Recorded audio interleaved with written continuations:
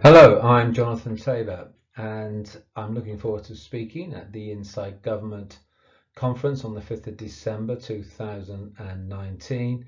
There we'll be talking about tackling online safety risks in schools.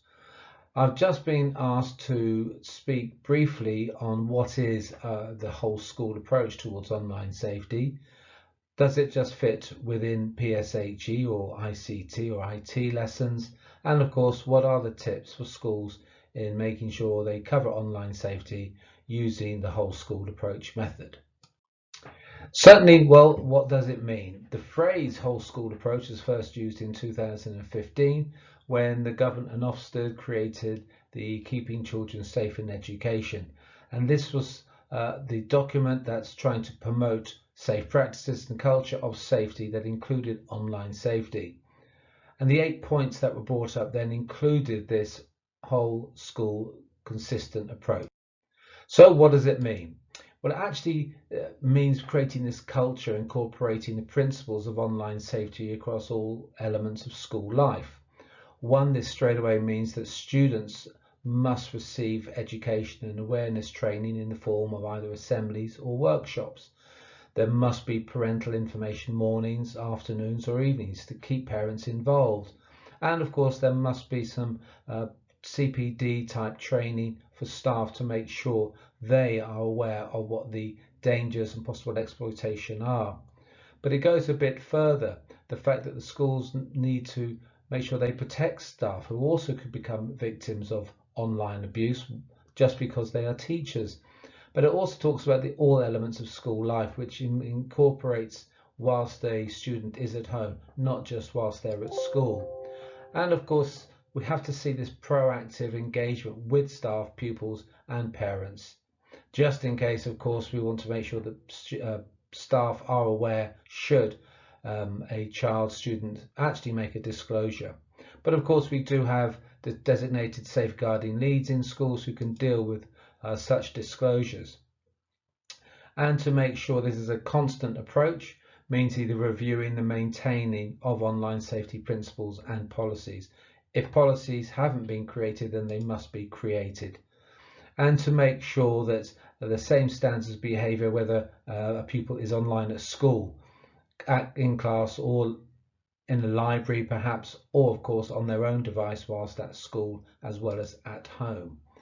So, whole school approach, it involves students, staff, the designated safeguarding lead, online safety coordinators if they exist, the IT department, parents, carers, governors, the school executive, and of course the online safety workshops to staff, students and parents that should be conducted by online safety consultants who have that extra knowledge and experience and are qualified.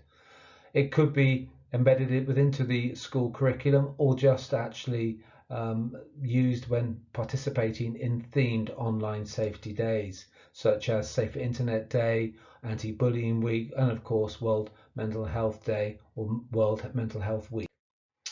So what the tips? Well, the school need to make sure that they have this the whole school approach, which is the controlled aspects of it, which will be the training or the presentations, the creation of policies, and of course the internet filtering and monitoring of the school's internet access. But of course, there's the uncontrolled side to it, which is the parental information evenings or mornings. What happens there is they must be offered. Of course, not all parents will turn up. So perhaps the actual workshop can be filmed and can be put on the school portal for reference later.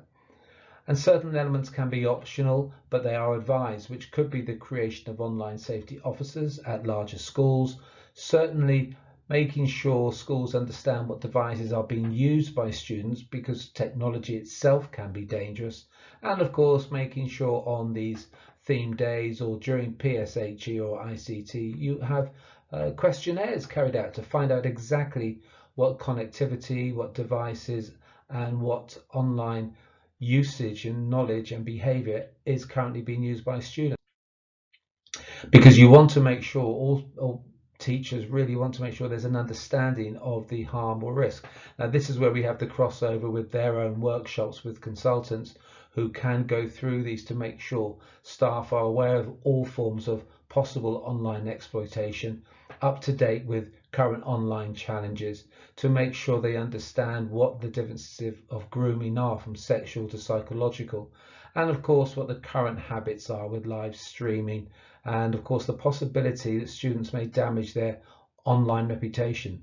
Now we call it the digital tattoo, because of course this will have a massive impact on their future job applications and universities. So the final tip will be to make sure schools do have these workshops for pupils, staff and parents. They must be bespoke. They will differ slightly, in some cases quite a bit, as the students get into being young adults and adulthood. But of course it does mean that the workshops must be there for parents and staff. That is the whole school approach, keeping everybody involved so everybody understands exactly what the school is trying to achieve when it comes to online safety. Anyway, I look forward to seeing you and talking to you at the Inside Government Conference on tackling online safety risks in schools on the 5th of December 2019. Thank you.